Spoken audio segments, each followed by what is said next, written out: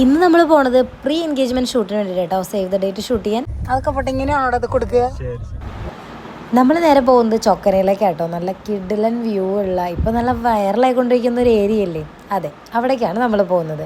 ആ ഒരു ബ്രിട്ടീഷുകാർ പണിത പാലവും നല്ല കിഡിലൻ ആംബിയൻസ് ഒക്കെ ഉള്ള നല്ല ഡ്രൈവ് പോകാൻ പറ്റുന്ന ഒരു ഏരിയ ആണ് കേട്ടോ. അപ്പം നമുക്ക് നേരെ അങ്ങോട്ട് പോകും. അങ്ങനെ തന്നെ നമ്മൾ ഫോട്ടോഷൂട്ട് സ്റ്റാർട്ട് ചെയ്തു. കാരണം ലൈറ്റ് പോകുന്നതിന് മുമ്പ് രാവിലെ തന്നെ ഷൂട്ട് ചെയ്യാനുള്ള പ്ലാനാണ്. എന്തായാലും ഇവരുടെ കൂടെ വരണം. വാഴ നനയുമ്പോൾ ചീരയും നനയെന്ന് പറഞ്ഞ പോലെ നമ്മൾ അതിൻ്റെ കൂട്ടത്തിൽ നനയാമെന്ന് വിചാരിച്ചു. ഞങ്ങളും എടുത്ത് കുറച്ച് ഫോട്ടോസ് കേട്ടോ.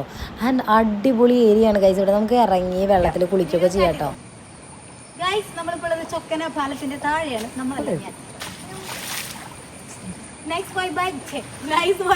താഴെ നമുക്ക് ഇറങ്ങി കുളിക്കുകയൊക്കെ ചെയ്യാം. എൻ്റെ അപ്പുറത്ത് ഊഞ്ഞാലൊക്കെ. ചൊക്കന ആട്ടുപാലം. ഓ, ആട്ടുപാലം. ആ സത്യം. ഫോട്ടോ ഇൻട്രോ എടുക്ക്. Intro. Hello and welcome back to our channel. അപ്പോൾ ഇന്ന് നമ്മൾ ഫോട്ടോഷൂട്ടിന്റെ ഭാഗമായി എത്തിയിട്ടുള്ളത് ചൊക്കന പാലത്തിന്റെ താഴെയാണ്. ഫോട്ടോഷൂട്ടിന്റെ കപ്പിൾസ് മുകളിലൊക്കെ ഉണ്ട്. താഴെയാണ് ഗൈസ്, താഴെയാണ്. മതി, എടുത്തു വെച്ചോ, നിർത്തിക്കോ. മതി നമുക്ക് ഇറങ്ങാം.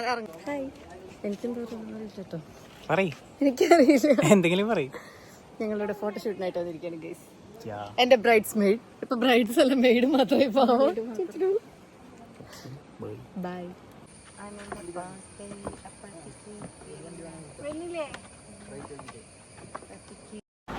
ഈ പാലൊക്കെ ശരിക്കും മെയിൻറ്റെയിൻ ചെയ്യണമെങ്കിൽ അടിപൊളിയാട്ടോ. പക്ഷേ എനിക്ക് തോന്നുന്നു ഇവർക്ക് അവരുടെ പ്രൈവസിയും ആ ഒരു തോട്ടത്തിൻ്റെ ഒരു ബ്യൂട്ടിയും പോവാതിരിക്കാനായിരിക്കാം അവരത് പിന്നെ മെയിൻറ്റെയിൻ ചെയ്യാത്തത്. ഇതിൻ്റെ മുകളിൽ കൂടെ പണ്ട് ബൈക്കൊക്കെ പോകാറുണ്ടെന്നാണ് കേട്ടത്.